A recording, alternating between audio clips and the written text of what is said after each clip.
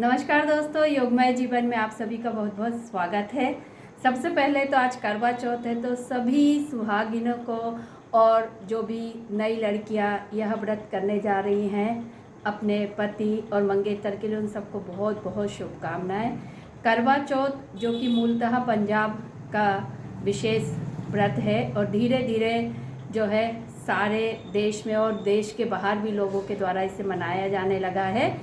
भले ही यह व्रत फिल्मों, टीवी या किसी अन्य माध्यम से आया, लेकिन यह पति पत्नी के बीच सौहार्द और प्रेम बढ़ाने वाला और दोनों के बीच के रिश्ते को और अधिक मजबूत करने वाला है।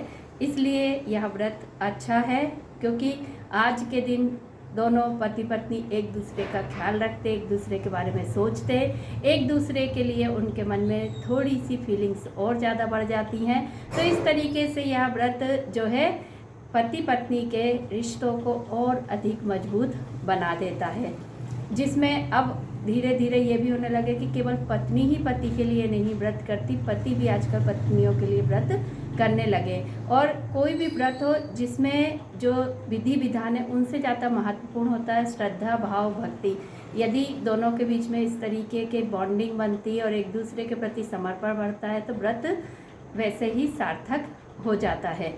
और इस व्रत में क्योंकि पूरा दिन निर्जल निराहार रह के फिर चांद देखकर पूजा करके व्रत खोलते हैं, तो दिन भर आप भूखे रहते हैं, प्यासे रहते हैं। तो एकदम से जो है हैवी डाइट ना लेके धीरे धीरे ही जो है शुरुआत कर तो बहुत अच्छा है। जैसे कि व्रत में भी पहले जल पी के ही व्रत को तोड़ा जाता है, तो जल पीने के बाद भी आप नींबू का पानी वगैरह लें, नारियल का पानी वगैरह लें, तो ये आपके लिए बहुत अच्छा होता है कि धीरे धीरे आपका जो सिस्टम है एक्टिवेट होता है। क्योंकि सारा दिन भोजन नहीं करने के बाद एकदम से आप बहुत हैवी डाइट ले लें, तला भुना ले लें, तो ये आपके लिए हार्मफुल हो सकता है।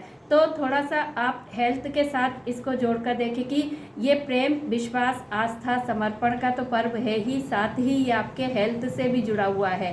तो ऐसे में यदि आप थोड़ी भी लापरवाही बरतते हैं तो फिर प्रॉब्लम होती है, अगले दिन आपको दिक्कत होना शुरू हो जाती। तो जब व्रत खोल रही हैं सारी जो पत्नियां, तो वह इस चीज़ का ध्यान रखें कि खाना हल्का ही लें, और इस समय जो खाना आप ले रहे हैं उसमें कोशिश करें कि तला भुना, ऑयली, स्पाइसी कम हो।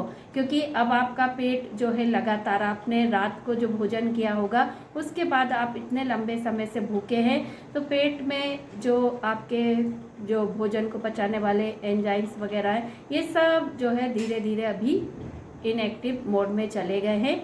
लेकिन आप जब पानी पिएंगे या कुछ फल वगैरह लेंगे या मिठाई वगैरह लेंगे, तो ये वापस एक्टिव होना शुरू होंगे।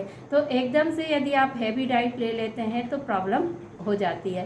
तो ऐसा ना करके आप यदि हल्का ही भोजन लेते हैं तो ये आपके स्वास्थ्य के लिए बहुत अच्छा रहता है। और इस तरीके से आप इस पर्व को जो है अपने जो है स्वास्थ्य के साथ भी जोड़ लेते हैं। तो सभी लोग जो है स्वस्थ रहे, मस्त रहे, प्रसन्न रहे, सभी पति पत्नियों के बीच में आपसी सौहार्द और भी अधिक बढ़े, और दोनों एक दूसरे के स्वास्थ्य का ध्यान रखते हुए हर व्रत पूजा में एक दूसरे का साथ दे। यही सभी के लिए शुभकामनाएं हैं। धन्यवाद।